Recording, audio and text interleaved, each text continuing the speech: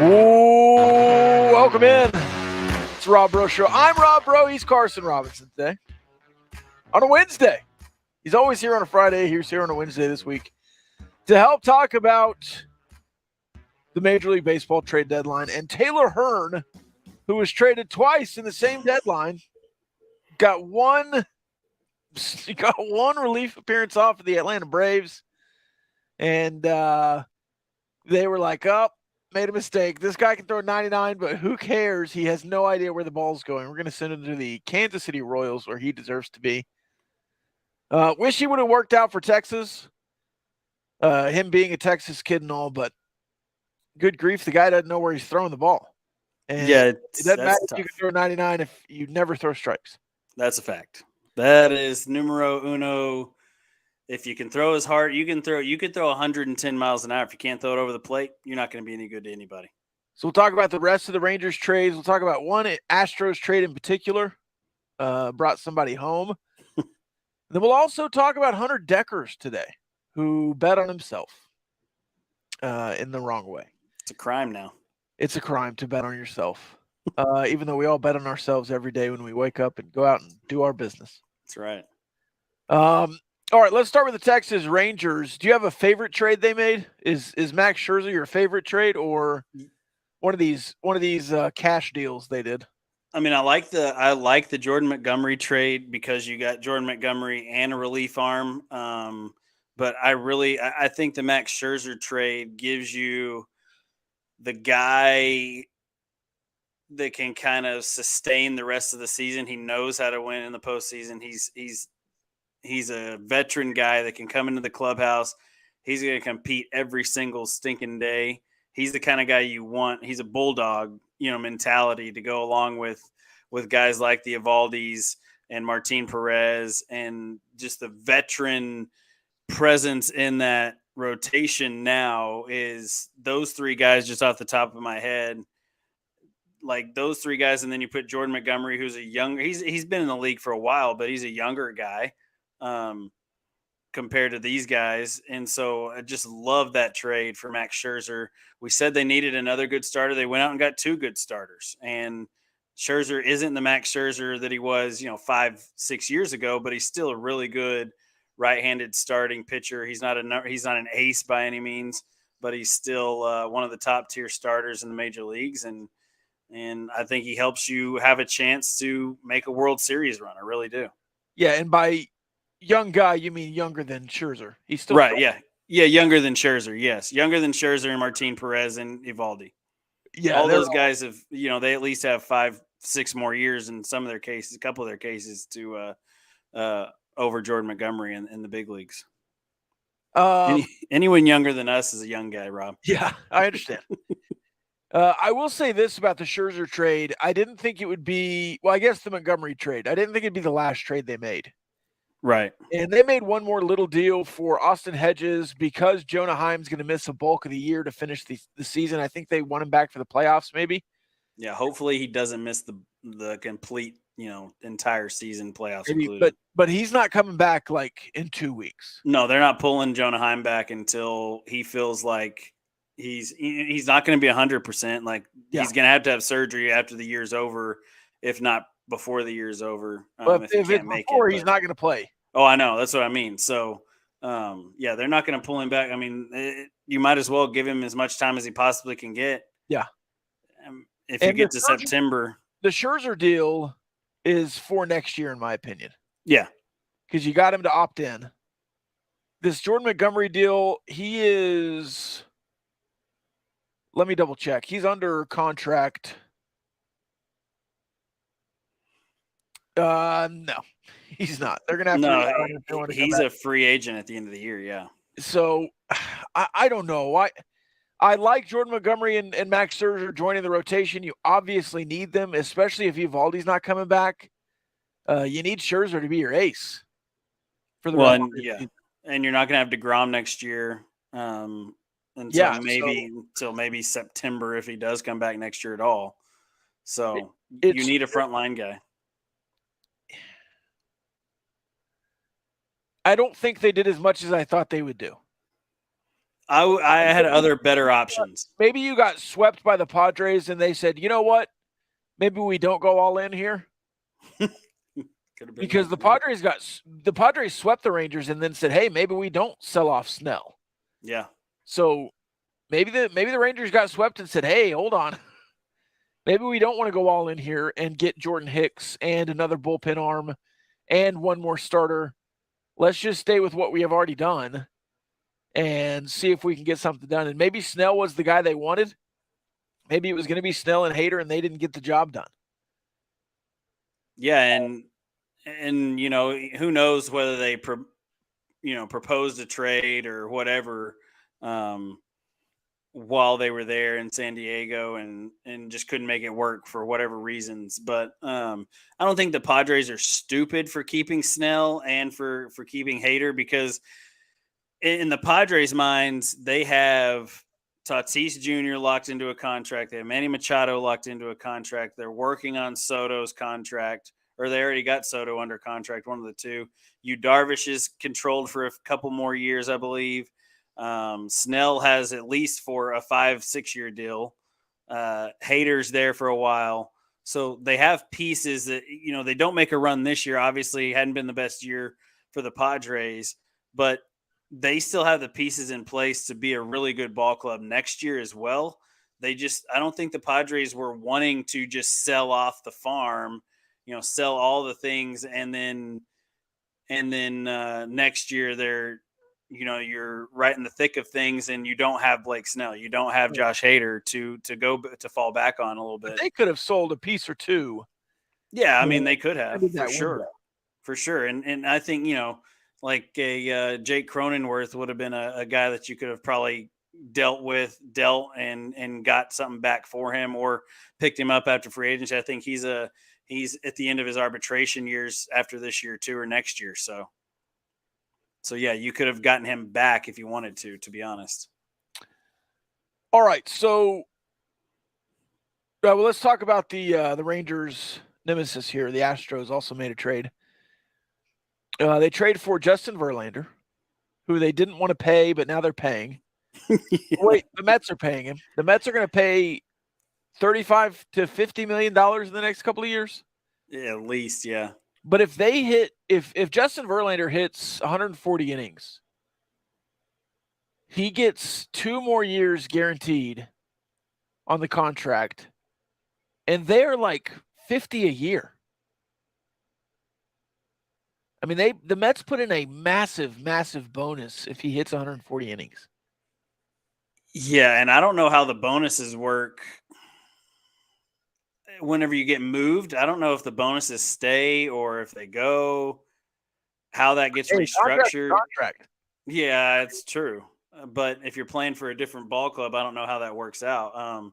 Maybe the Mets tell the Astros, hey, listen, boys, we're going to trade him to you, but he can't get over this threshold of innings, so we don't have to pay this bonus out to him, or pay you to pay him for the bonus. I don't know how it all works once you get into that. But, yeah, kind of a weird trade for the Mets and for Verlander, really, and the Astros. I mean, the Astros kind of win in the whole thing, right, because they don't have to pay him what he wanted in the offseason. The Mets pay him. And now the Astros are only going to have to pay like 30% of this salary, and the Mets are footing the bill for the rest. So the Astros win all around in this deal, as long as Verlander gives you what he gave you the last few years in Houston. Now, he hasn't been great in New York this last year, but he's been good. ERA. Yeah, he's been good. So, and the Mets just don't score any runs. Yeah, the Mets. So, I think the Astros were smart. They know what they're going to get. Everybody in that clubhouse knows Verlander. Everybody knows what they're getting out of Justin Verlander, and it's a smart trade for the Astros, no doubt about it. Unless he hits 140 innings, and he's got 94 so far, so he's going to hit it. Yeah, unless he hits that inning threshold. But it's 40. If he stays healthy, he'll hit it. Good grief. I thought we were done with Justin Verlander, but he's back. I don't think he'll ever go away. So Verlander added, Scherzer added. They're going to go against each other at some point this season, if not this year, the next. Astros, Rangers, they've played 13. They've got a 4 spot left. Is that true? Yes, I believe so. So I'm not good at math. So you've got 4 games against each other. You've got however many games left in the stretch run here. Astros, Rangers, they're a game apart, if not tied, one day to the next. Who's going to win this division, Carson? Oh, man. I mean, the Rangers without Jonah Heim really in the middle of that lineup, that 4, 5, 6 for the Rangers, Adolis, Young, and Heim were tough to beat. And then, the bottom of that order had been pretty good too. So now you need to get out of Mitch Garver. I mean, if you can get 80% of Jonah Heim, what Jonah Heim was giving you out of Mitch Garver, you have a chance. And Mitch Garver and Hedges and whoever else you decide to fill that role. If Sam Huff's the guy, then maybe Sam Huff is the guy. Yeah. And then they also got Kyle Plawicki as well. He's got a minor league deal in Round Rock. So you have the catching depth there, but you're not going to get Jonah Heim talent. I mean, you're just not going to get Jonah Heim numbers. He was having such a good year. Yeah, he's having such a good year. That I think might be the Achilles heel for the Rangers if he can't come back. But the Astros are just a talented ball club. But I do think that the Rangers have a schedule in September and here in August that makes it to where I think they can win this division if they just don't fall apart. And with Scherzer and Jordan Montgomery now stacking the rotation, I think you have a really good chance. If you had a front-loaded schedule and still had a division lead?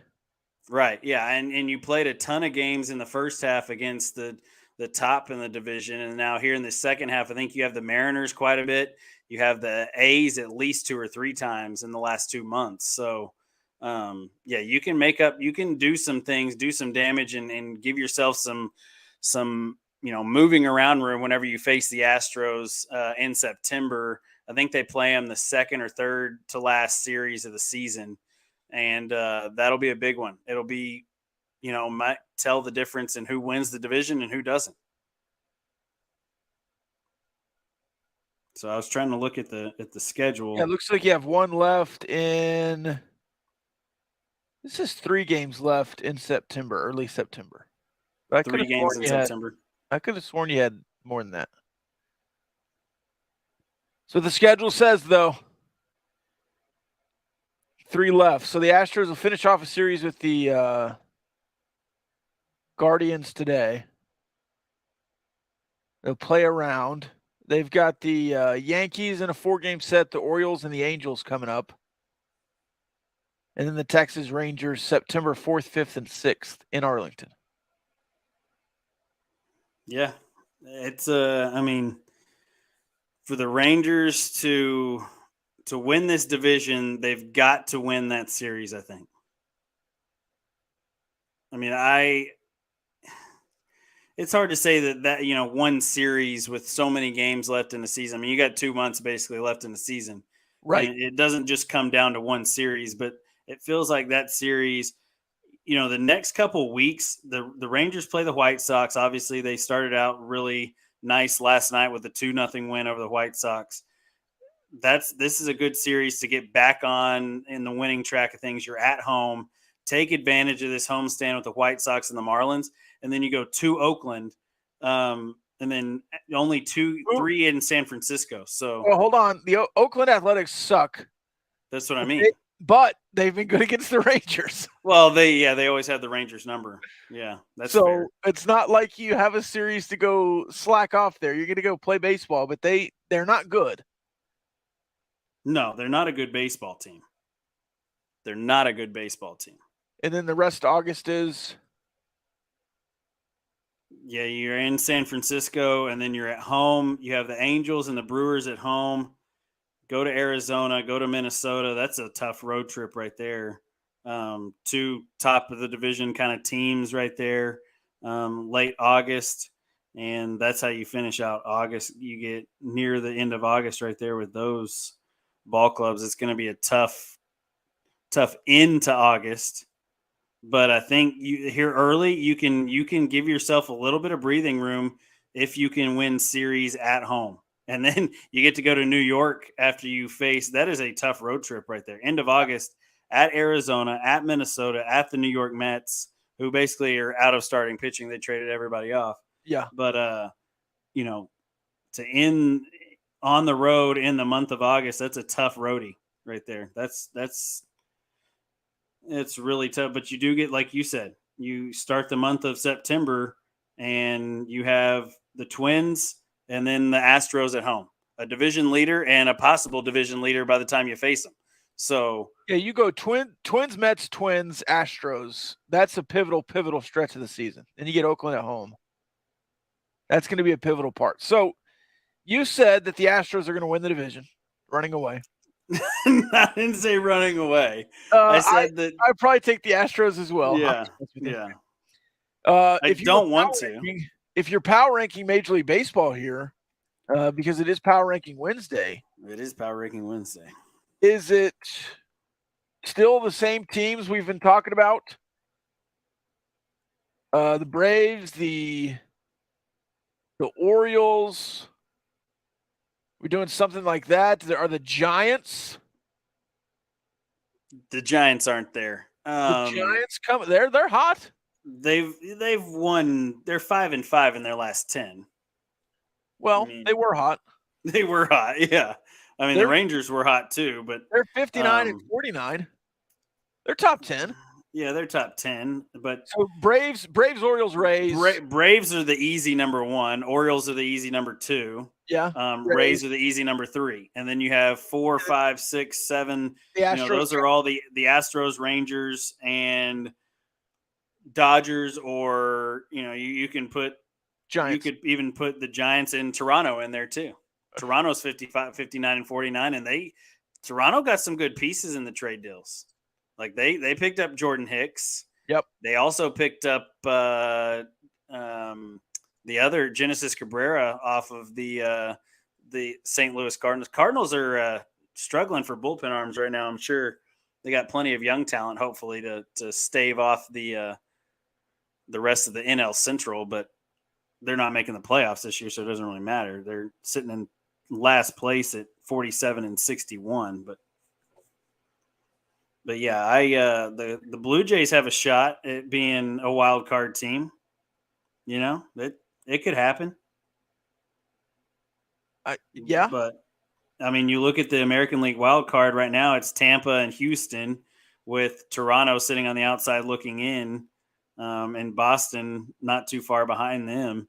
And then for the Angels made a lot of deals in the trade deadline. I thought pretty good deals too for the Angels, which was kind of surprising. I didn't think that they would go full on just buyer mode. I thought they may go a little bit seller mode to grab another piece or two, to grab some younger guys to maybe put around Ohtani for the next 10 years, because you're going to have, if you didn't trade Ohtani, then that means you and Ohtani are pretty close to a deal in my mind. Yeah. Or you think that you have a great chance to sign Shohei Ohtani because you didn't go out and sell and try and get everything you possibly could for him. So that to me says that, and I don't know, the trades that they made they could still be good for the next 3 years, but I would be building a team around Shohei Ohtani for the next 10, something that can sustain for at least the next 6 or 7 years. Right. And I don't feel like they did that. I feel like they tried to do something where they might be able to push for a wild card spot, but I don't see that happening here just because the AL East is so good. And then the Rangers and Astros are going to get the other spot. Yeah. Whichever one doesn't win the AL West. Unless the Angels and the Mariners are still better than the Angels. Yeah. I mean, yeah, that's fair. I mean, like as an organization. Yeah, as an organization. I mean, they're both right there. The Angels are only a game above them and a half game above the Mariners in the standings. So, but if you had to take the 5-year projection of one of those teams, who would you take? The Angels, because they have the best player in baseball. I mean, right? They've had him out for 10 years. Yeah, but Trout doesn't pitch either. Shohei Ohtani is a Yeah, generation. but he was the best What- player in baseball. So was I Trout. agree. Trout was Yeah. generational. Yeah, Trout's generational, but yeah, I don't know. I think Trout and Well, Shohei I Ohtani's think talent are getting wasted in LA. Ohtani won't be there for 5 more years. I think the dumbest move Shohei Ohtani can make is to sign with the Angels again. Yeah. To be honest with you. Dumbest move he can make. So no Ohtani. I mean, surely Trout's saying, "Hey, man, you got to go somewhere else." Yeah, like, dude, this is a death trap. Yeah, this is a dead road, bud. It's a dead road, dead end. There's nothing good gonna happen here. Like they had one good run with JT Snow and Jim Edmonds and Sean Figgins and David Eckstein and all those guys. And Sean? Yeah, Sean Figgins. It's Sean, but yeah, I know. It's also spelled Sean. Yeah. But yeah, they had a good run there for a little while, but just I mean, I don't know what it is about the Angels. I think obviously it's their front office. I just don't trust them. And isn't the Mariners GM the one that was? Isn't he the one that was in the Angels? Yeah, in Anaheim.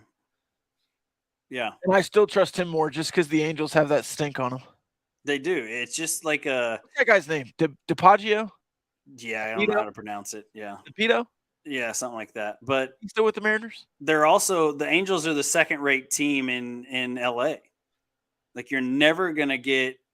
You obviously have the best player in baseball because you're able to pay Shohei Ohtani. There were so many people that said Shohei Ohtani was going to be a bust. Nobody. I think people knew he was good, like because he was good in the NPL, but nobody thought he would be the greatest player that we've ever been able to watch. Like, right. I don't think people realize how lucky we are to get to watch this dude play baseball. Oh, yeah. So, and for him to be doing it in an Angels uniform, I could care less. I would be more happy if he went to Houston. At least they've won World Series in the last few years. I'd be more happy to go watch him play in New York, play for the Yankees, because it's a big name. It's a brand name. The Yankees will be good again. They just have been hurt, and their pitching has been bad. You throw Shohei Ohtani in that rotation, all of a sudden the Yankees are pretty daggum good. All right, we've got a comment here on the starting line chat line. You can comment away on the starting line chat line as much as you wish. It is Power Ranking Wednesday. You can give us power rankings to do, or you can give us pre-made power rankings and we can react to them. The question here, thoughts on Josh Young winning the AL Rookie of the Year. He's got 2 Rookie of the Month awards already. Gunnar Henderson has the 3rd in June. They have not announced the July one. Pancho Loco says versus Yoshida, who I believe is the Red Sox player, rookie. I would say them and Henderson are the top 3. I still love Josh Young's chances. I think he needs to stay at or above 275. He needs to keep hitting home runs, but he's got 20-plus home runs and an opportunity for Rookie of the Year. What do you think, Carson? Yeah, I think he's the leader in the clubhouse. I think Josh Young is the leader in the clubhouse, and a lot of it I think will have to do because Yoshida has played in the NPL and in the Japanese league for so many years, and he's a 30-year-old rookie versus a guy who came up through the farm system of the Rangers and Josh Young team and has, I would say, has more notoriety. I mean, there's a reason Josh Young was in the All-Star game and Yoshida was not there. Yeah, he wasn't even there. He was a starter. So I think that has a lot to do with it too. Yeah, he's a starter, and the first rookie third baseman, or the first rookie third baseman starter for the Texas Rangers in an organization. The first rookie third baseman starter, and I don't know how long it's been since that happened in the All-Star game. I can't remember what they said, but I mean, Yoshida's top of the league in batting average. He's hitting above 300, which cool. That's great. But he's only he's hitting 12 home runs. He's down the list in RBIs. He's not driving as many runs in as Josh Young is. He's not on a first place team like Josh Young is. He's not as good defensively as Josh Young is. I mean, Josh Young, if he keeps playing defensively like he has this year, he's got gold gloves in his future. So I think that all encapsulated Josh Young and Gunnar Henderson, in my mind, are top two before Yoshida. And a lot of that is bias because I like to watch the two young guys play. And I think that doing it at their level, at their age, is a lot more impressive than doing it at 30, where you've already been playing. The Japanese league is better than AAA, AA baseball. It Yeah. is. It's just better. And if you've ever watched any MPL, like some of those teams could compete really well in the major leagues and be just fine. They're just not as depth. They just don't have the depth that some of these Major League Baseball teams do, and the money and all those things. But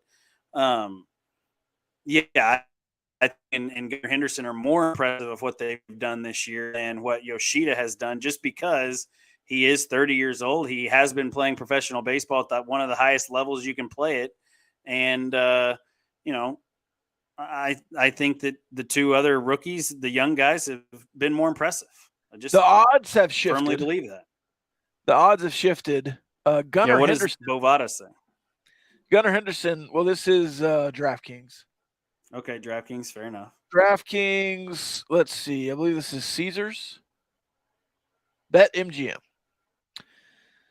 So DraftKings, BetMGM, and FanDuel all have it at plus 130 for Gunnar Henderson, plus 175 to plus 200 for Yoshida.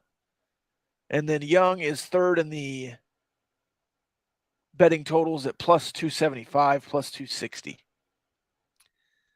So in Vegas's eyes, I guess DraftKings is not old Vegas, but BetMGM's eyes, in Vegas's eyes, they have Young as third place, Gunnar Henderson as first. The Orioles are the hot team. Sometimes it's best player, best team with these kind of awards. And you look at Gunnar Henderson and what he's done in that lineup. Yeah, unless you do both. And then you look at the Orioles and what they've done. I don't know. Maybe you get the Orioles bump for them being so good. Of course, Josh Young and the Rangers still in first place by half a game. If they win the division, you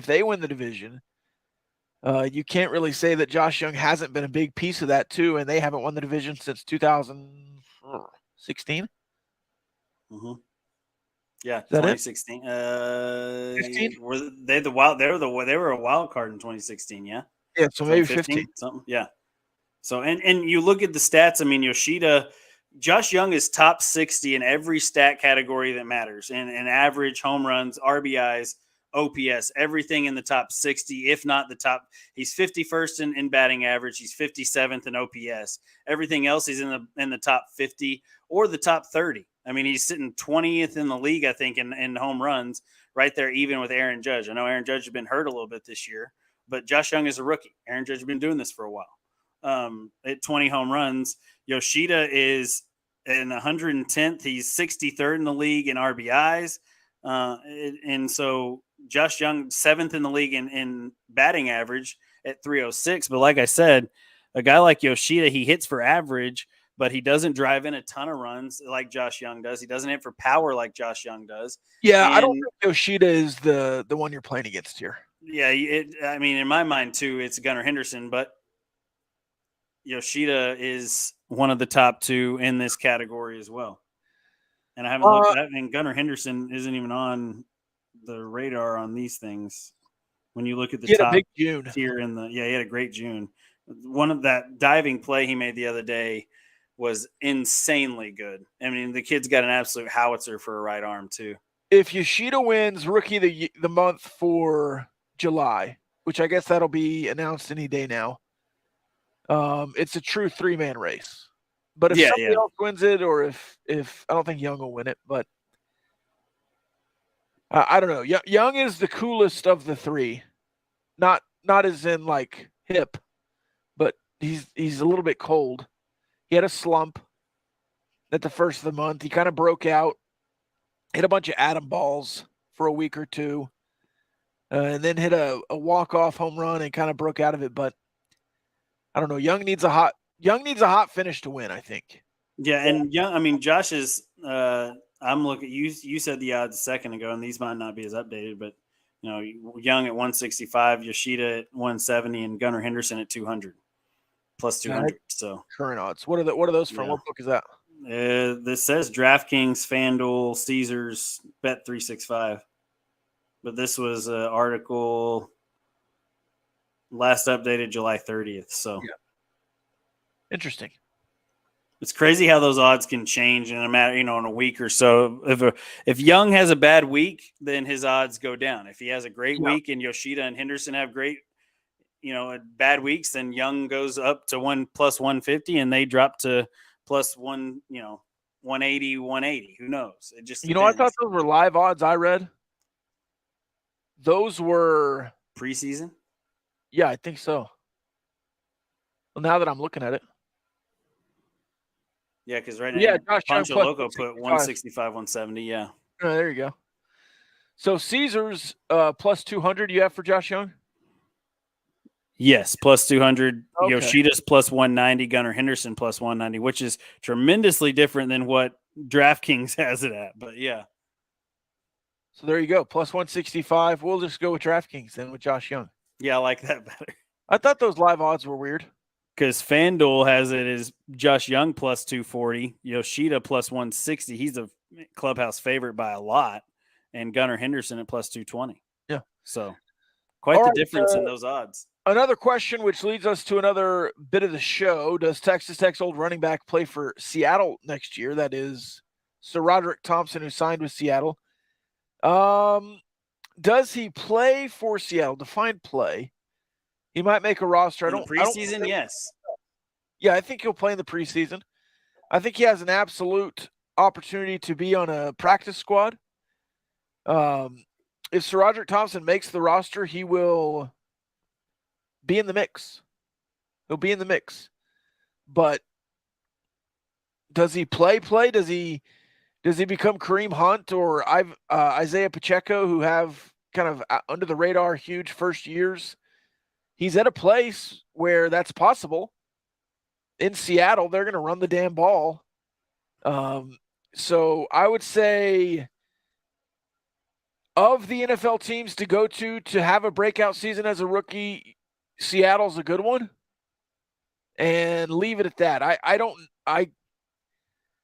know that I would predict SaRodorick Thompson to have a huge first year as a rookie or even have a lot of playing time. But to go to Seattle, to have that run game, to have that opportunity, I think is a good opportunity. Yeah, and right now, Kenneth Walker is their number one guy. He was a rookie last year. And he was a rookie last year. So, and SaRodorick's just one of those dudes who nobody's going to outwork him. It's about staying healthy for SaRodorick Thompson. He's got to be able to stay healthy through training camp, have a really good training camp, take full advantage of the carries he gets in the preseason. And we've seen that. I mean, Tony Pollard. Like, Tony Pollard was a pick. Nobody had like these high expectations of what they were going to get from Tony Pollard. And he showed out. He had some great preseason games. And then in his first few times on the big club when Zeke was out, he made full advantage. He took full advantage of that. So there are opportunities for SaRodorick. Yeah, I said he's a 4th-round pick, but nobody thought he would be this, Dallas Cowboys kind of franchise guy now, where they're either going to pay him a lot of money or they franchise tagged him. But yeah. And so I think SaRodorick will have opportunities. It's just going to be about staying healthy and taking advantage of those, like it is with any undrafted free agent and that gets signed and picked up this late and starts training camp. So, he's got an opportunity, whether that's playing on special teams as well. You never know. I mean, Bradley Marquez did that for a few years in the NFL, just found a way onto special teams and made a pretty good few years out of it in the NFL. So SaRodorick could possibly do that as well. Another comment on the starting line, chat line. Free 15-minute consultation there on startinglinecounseling.com. Arizona has a good rookie this year that played for the Sod Poodles. Yes, Corbin Carroll, stud. The Bros during the lunch hour on a Wednesday. This show during football season probably going to be more lunch than 8 a.m. That's fair. Scale 1 to 10, where are y'all for the basketball team / season? As far as excited goes, 1, because it's football season. Seriously, talk to me in November and I'll give you a different answer. But right now, it's football season. Camp has started. And I'm sure we're talking Texas Tech basketball. I love Texas Tech basketball. I watch Texas Tech basketball. I talk about Texas Tech basketball.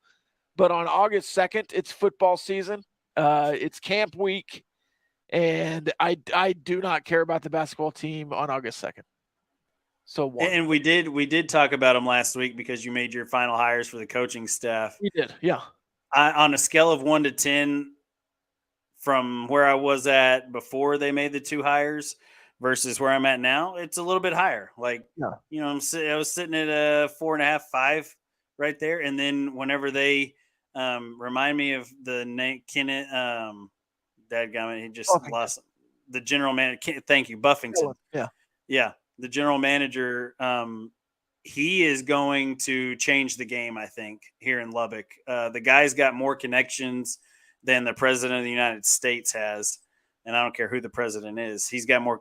Buffington knows anybody and everybody. He could run for it. And most of the AAU coaches and basketball guys around the AAU circuits would vote for this guy because he's that well known around the circuits. I think it's one of the best hires that Coach McCasland could have made. And I really, really, truly believe that that's going to help this ball club. Maybe not this year, but as far as excitement goes, I think it's going to, really bode well for guys coming into Lubbock and sticking around in Lubbock as well, and not getting into that transfer portal as much. Do you know who Mark Titus is? Heard the name, yeah. From Barstool. Yeah. Basketball reporter. He's not. He used to play. He used to play. Played at Ohio State. Played at Ohio State and then played in the NBA for a little bit. Wrote a book. I don't know that he made. He wrote a book about college athletes should get paid or something like that. Now college athletes are getting paid. Yeah. Yeah, probably. Yeah, that's him. He said that the Dave Smart hire was the best hire, not of this coaching search, but of any coaching search in the last 10 or 15 years. I mean, I think it's a great hire. I agree. And he had a Canadian basketball reporter on that said it was the best hire of all time, which is high praise. Yeah. I mean, and I think that Coach Smart is one of the highest basketball IQ minds out there. I went after McCasland made the hire, and after we got off the show last Friday, really did a deep dive into what his career has looked like and the Canadian process and what they do at U Sports and all of those things. And the guy can just flat out coach.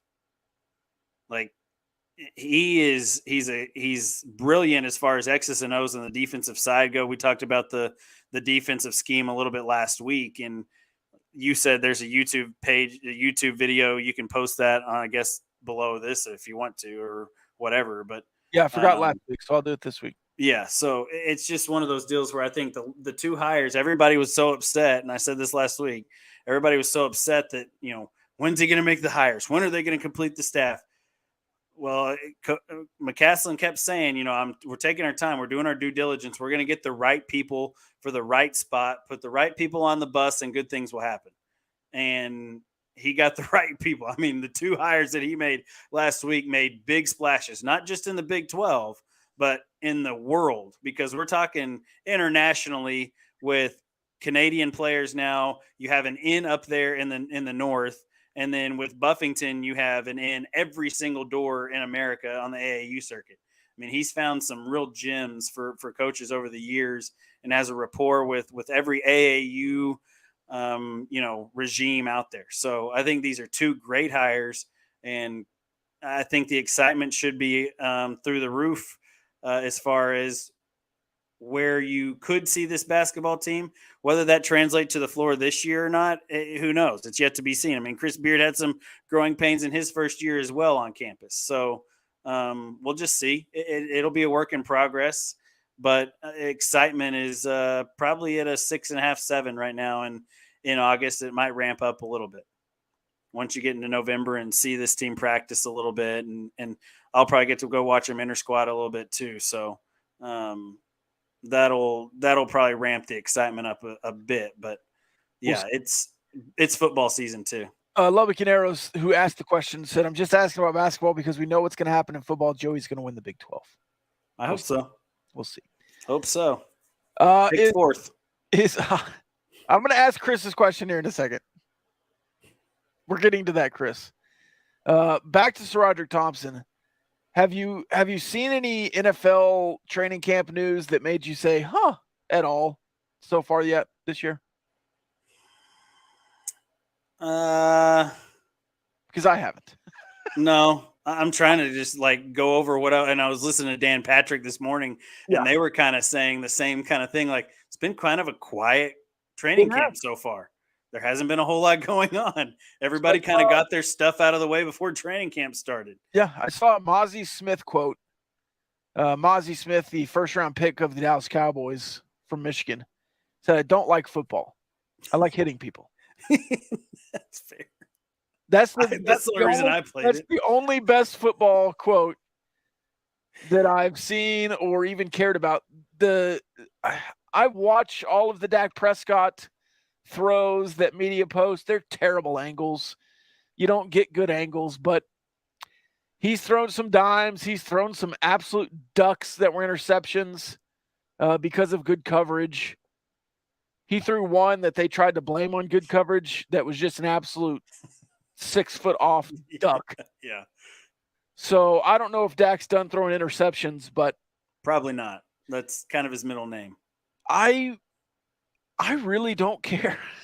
Well, and the other thing I was going to say, the only thing I've heard out of Cowboys training camp and out of rookie mini camp was that Deuce Vaughn is going to have a chance to be the best returner in the NFL, if not tote the rock a couple times per game for the Dallas Cowboys with the training camp he's been having. He's really impressed a lot of people and I know his dad's in the front office and a scout and all this stuff, but we all know we got to watch him play up close and personal for I felt like it was like 8 years. Yeah. At Kansas State. The kid is good. He's lightning quick. I think he could be the next who was the returner for the Chicago Bears? Devin Hester. I think he could be like a Hester kind of guy. He could be like Darren Sproles. Yeah, Darren Sproles, another Kansas State guy. Good analogy, Rob. Yeah, more I like it. Back. Yeah. So I hope he's good, and I hope he can catch the ball out of the backfield because that's something that Zeke was so bad at, and they tried to do so much. It'll be better this year with Tony Pollard and Ronald Jones came in too. Yeah, he's not a receiving. Yeah, he's how many games is he suspended for? 2, I think. Just 2? I think so. And then you gotta. I mean, the receiving core didn't.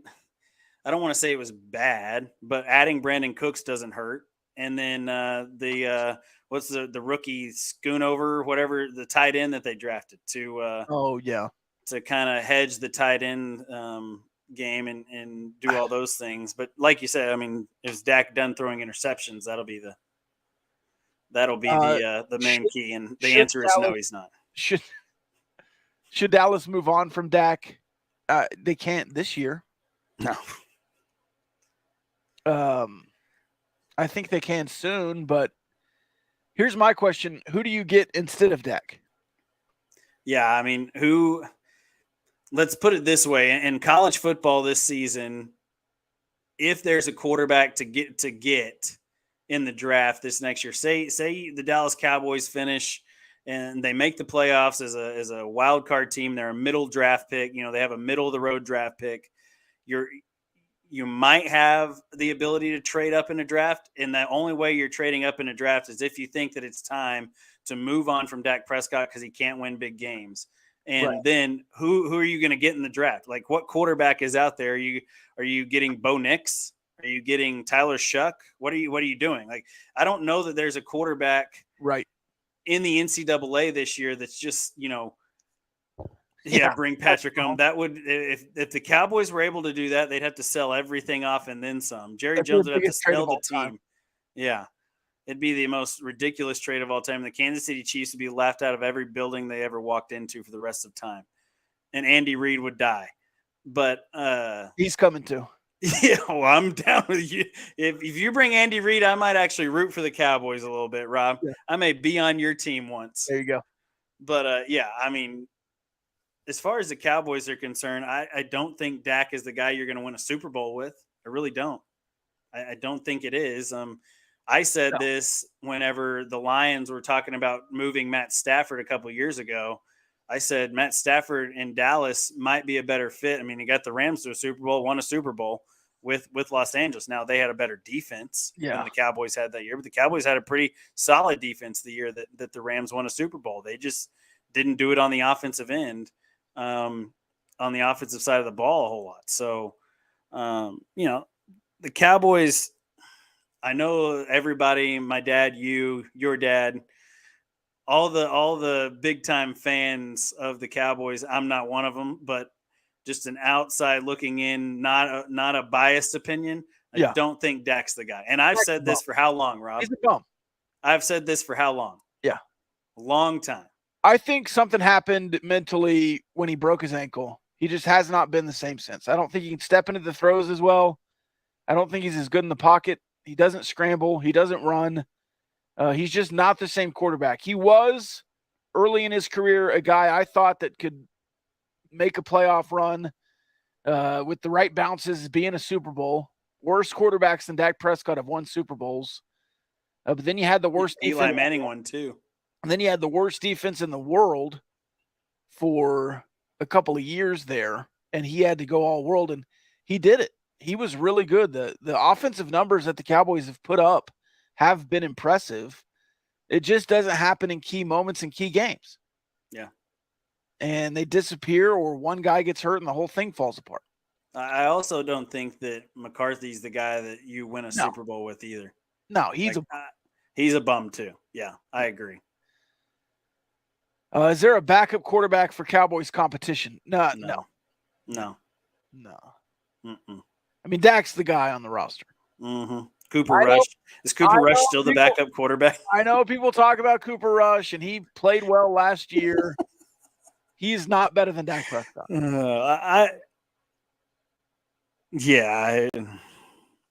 Cooper Rush ain't the guy. I mean, you're not going to have a quarterback issue.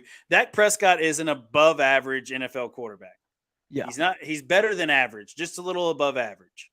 He's not a great quarterback that's going to go in there and just win you a Super Bowl on his quarterback play. He's not Peyton Manning. He's not Tom Brady. He's not, Michael Vick or whoever these Super Bowl winning quarterbacks have been that just changed the game because of their talent. Like, he's not that guy. Yeah.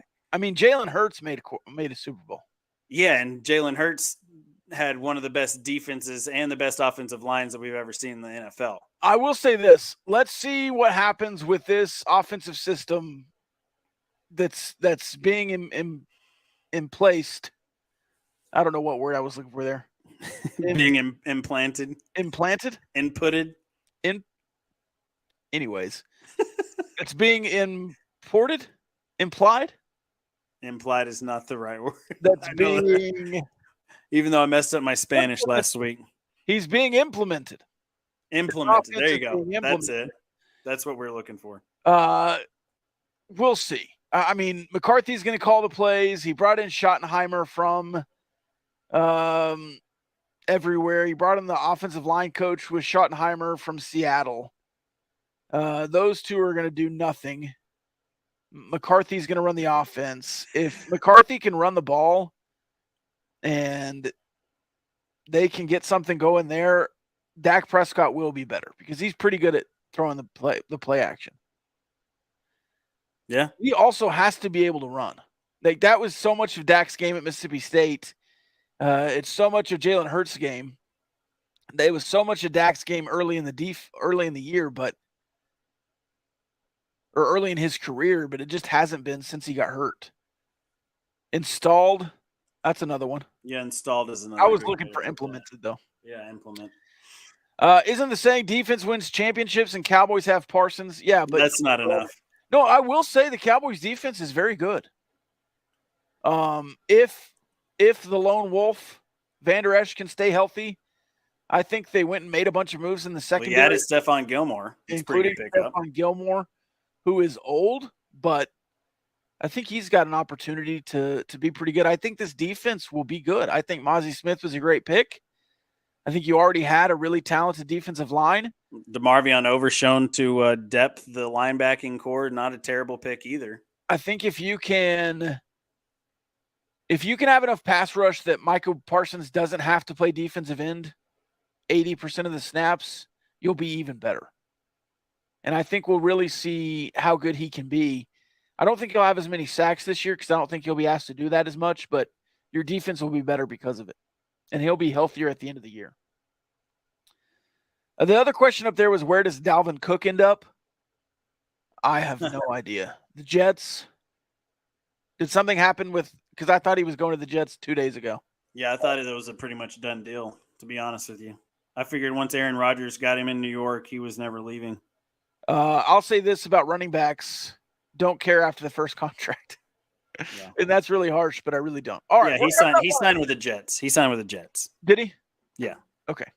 There's a Sports Illustrated article made for today, 2 days ago, Dalvin Cook's warm New Jersey welcome. Okay. Well, was that a visit or a signing? I mean, it showed him in shorts and a helmet and. Oh. Okay. So New York. I mean, Breece Hall had ACL surgery, so they need a running back. Yeah. So, yeah. Oh, no, wait, hold on. He was just in Jets gear working out. They hadn't signed him yet. Yeah, that's what I thought. Yeah, so I didn't know you could do that. But, yeah, and then he retweeted the Jets fans chanting his name and doing all those things. So it looks like a done deal. We'll see. All right, the final 7 minutes of the show. Of course, we're not constrained by time, but I try not to go over Not an hour anymore. here, Carson. Let's see. Is Iowa the new betting capital of the United States of America? Hunter Dekkers, one of the 26 athletes in Iowa State and Iowa to be reprimanded. Maybe it was more than 26 or less than 26. 26 was a different number, but Hunter Dekkers is one of them. The most prolific, I would say, of the Iowa State and Iowa athletes. He's accused of placing 26 wagers on Iowa State sporting events, including the 2021 football game against Oklahoma State when he was a sophomore backup quarterback, according to the complaint. This is from the Des Moines Register. Let's see. The complaint alleges the DraftKings account controlled by Dekkers completed approximately 366 mobile online sports wagers totaling over $2,799, 26 of which Iowa State athletics, one of which the football team. Dekkers started all 12 of the Cyclones games last season, would face permanent loss of eligibility under the NCAA guidelines that prohibit athletes from wagering on their own games and or other sports at their own schools.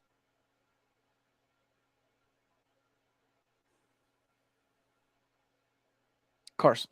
Do you want my thoughts first, or do you want to give your shot? Go for it. You go for it. Because mine are probably about the same as yours. I just want to. The rule is the rule. I've always said this about smoking weed. I don't care if you smoke weed. If it was legal in Texas, I probably would smoke more weed than I have in my lifetime. Allegedly. But the rule is the rule, okay? It's illegal. Don't do it. Same with betting here. You can bet on anything in the world except for what you do. And he did. He bet 340 times on stuff that wasn't involved in him. But to bet on Iowa State athletics and to bet on a game you're potentially playing in because he was the backup quarterback,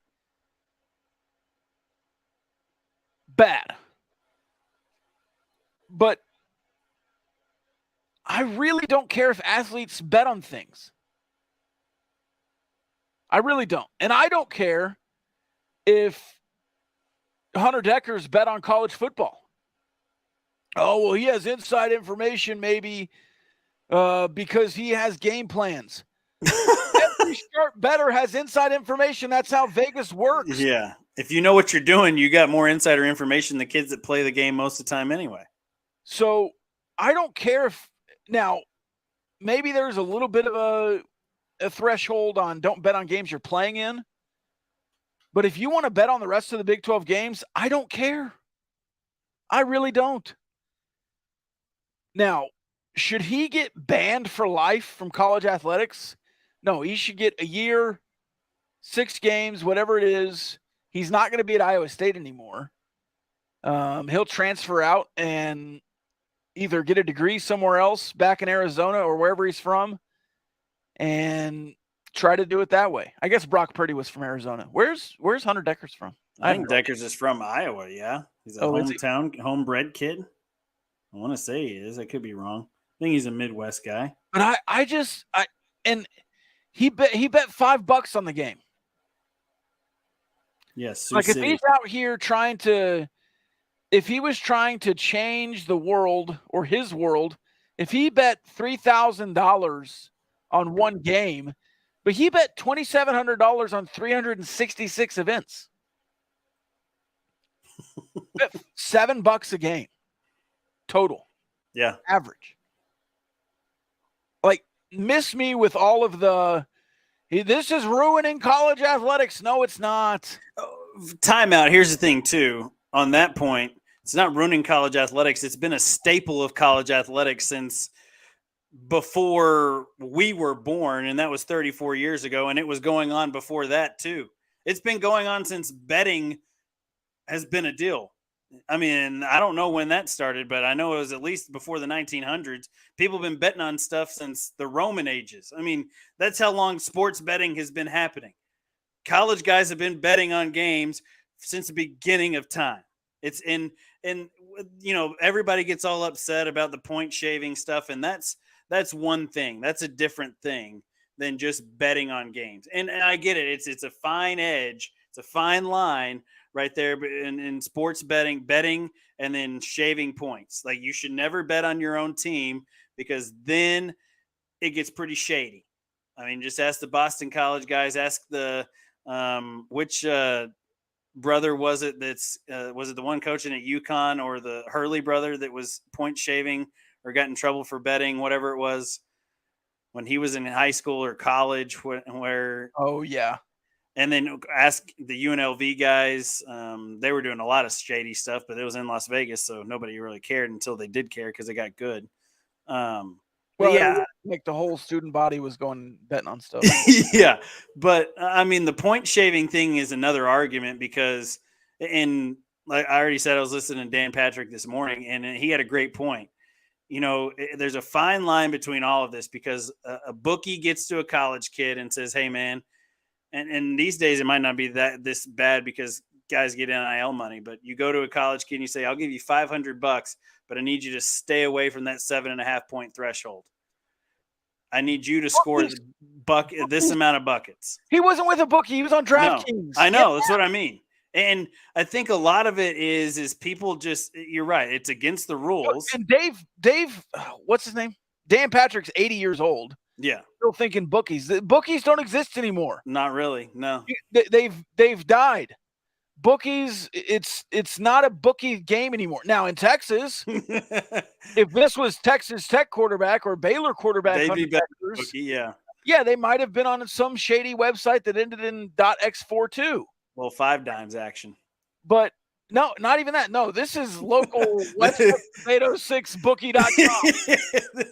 You're hiding the IP address kind of stuff. Yeah, you're NordVPN. That's not what this was. It was public.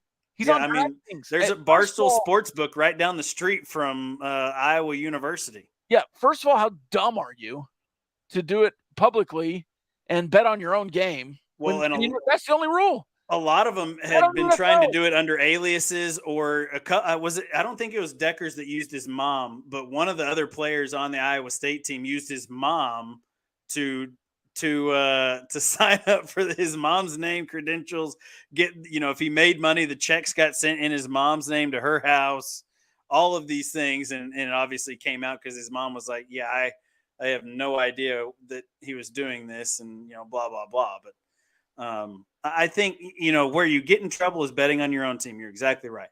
Bet on basketball if you're a football player.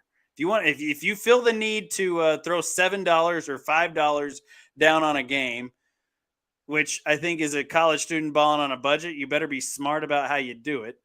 And bet outside your conference. Yeah, bet outside your conference. Bet on different things that aren't going to get you in trouble. Don't bet on college football if you're a college football player. Like, just don't do it. Don't bet on any Iowa State athletics if you go to Iowa State. Boom. It's pretty simple. Boom. Stay away from that. That's easy. Like, be smart about how you do it if you're going to do it. The Big Lubbock, I saw a tweet where Alan Bowman won't play next year due to betting. I have not seen this tweet, but I'm going to guess what the tweet was. Hunter Deckers got caught, and so they're suspending Alan Bowman. It's an Oklahoma State joke. Yeah, Oklahoma State joke. I get it. That's a pretty confident bit there on the Twitter sphere. I just want to see the tweet so I can retweet it. Yeah, search Alan Bowman betting. See if you can find it. Yeah. I would assume that's the bit that you saw. If Alan Bowman has been caught betting, I have not seen that.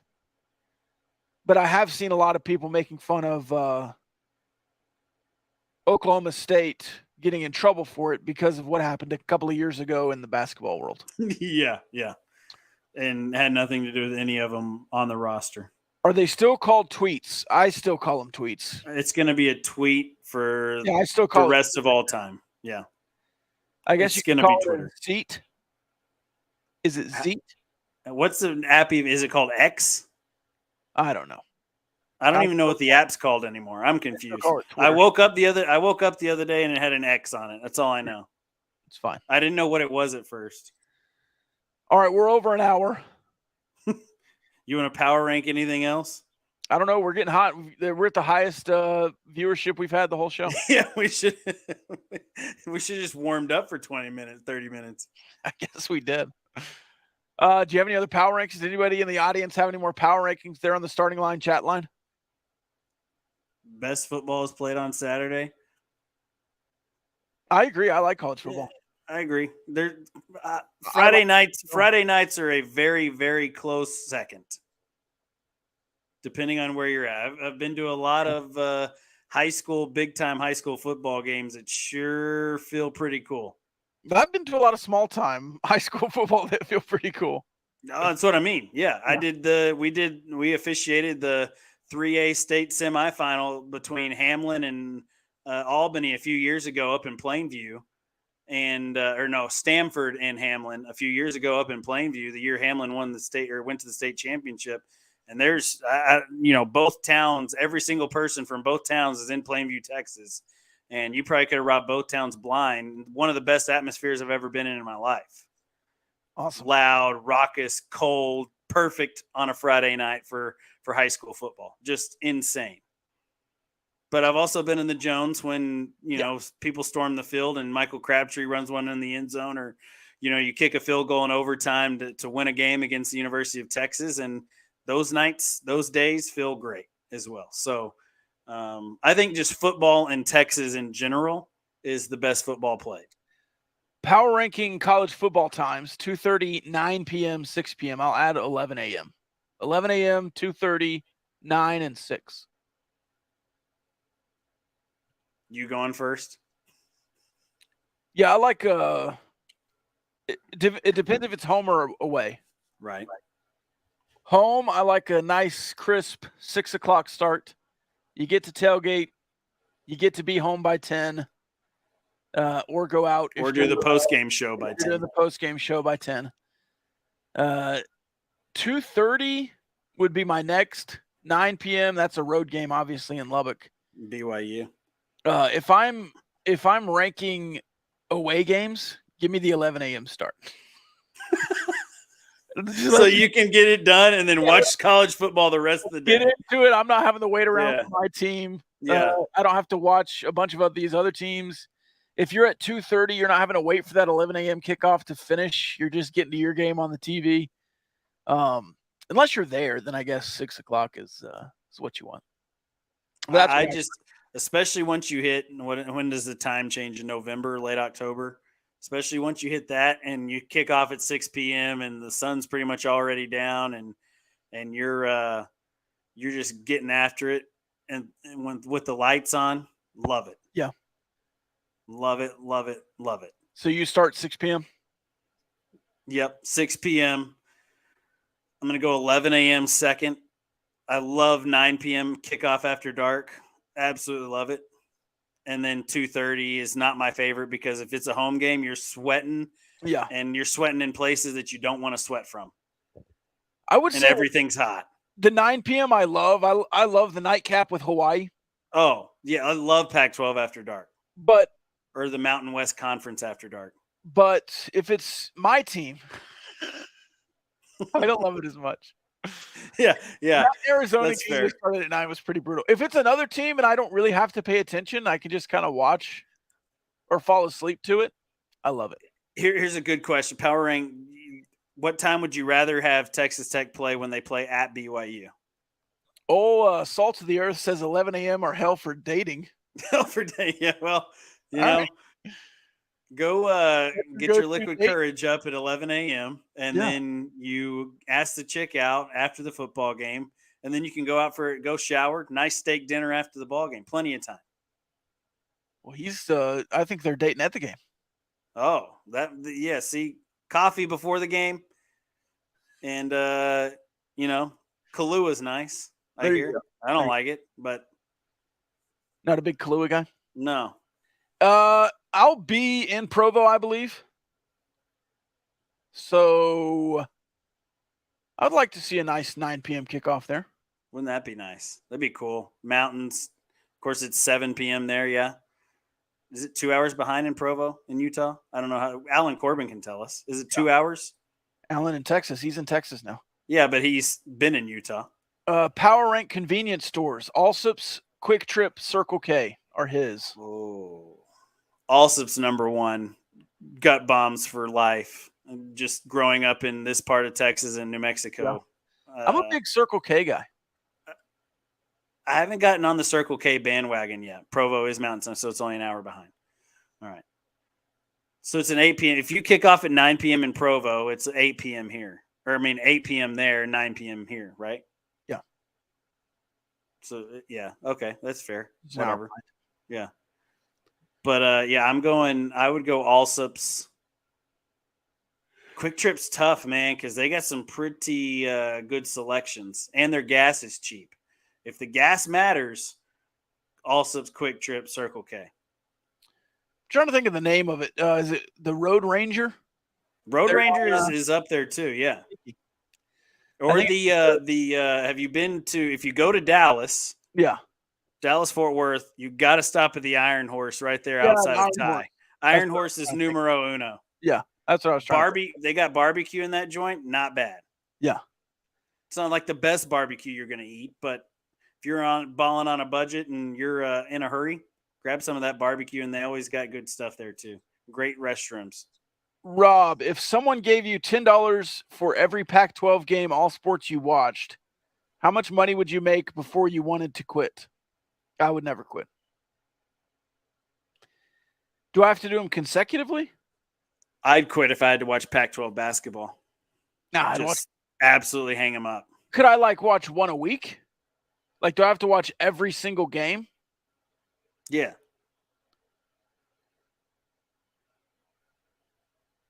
Yeah, I would. If you have to watch every single Pac-12 basketball game during the season, you'd want to leave this earth. Have you ever watched a Pac-12 basketball game? I might watch one or two other Big 12 games a week besides Texas Tech. Not Pac-12 basketball is absolutely dreadful. Dreadful to watch. All sports too. Is this like track and field events? I get $10 for a track and field event. I mean, I can watch track and field. Also, $10 is not that much money. Yeah, but if you think about it, there's how many Pac-12 football games a year? How many Pac-12 basketball, baseball? Hey, a Pac-12 baseball games on series weekends? That's $3.30 an hour. Yeah, that's not great. But you're just watching. Yeah, Can but you you gotta watch snooze? one at Can a you time. snooze off, or do you have to watch the whole game? Can I go 4x and watch 4 games at one time? Oh, yes. Now we're cooking. It would be a large sum of money, though. I would tough it out. Alan said he went to a Pac-12 basketball game in Salt Lake City, and it was worse than the BCG era at Tech. Nobody wanted to be there. Agreed. Yeah. Billy Clyde was no fun to watch either. Billy Clyde. And nobody was at those games, so you could hear every word he was saying. And a lot of them were 4-letter words, and they were not nice. You have to watch every part of every event one at a time. Nope. I'm out. You couldn't pay me. You could pay me $100 a game, and I'm still not doing it. Pac-12 basketball I watch all the stinks. Pac-12 football games. Yeah, Pac-12 football, but you got to watch every sport. You got to sign the contract, and you only get paid at the end of the year as long as you watched every single game. That's not what he said. That's how I'm interpreting. How much money would you make before you wanted to quit? $100, one football game amount. $500. I'd be all into Pac-12 football. Yeah, I can watch Pac-12 football. And volleyball, I guess, is another fall sport. They're usually pretty good at volleyball. Men and women volleyball. I like watching volleyball. There you go. It's like watching tennis. Yeah. You look back and forth. Yeah. All right, that's all I got, man. You got anything else? I'm all out of ideas. I think we did it all, man. Yep. It's our longest show yet, I think.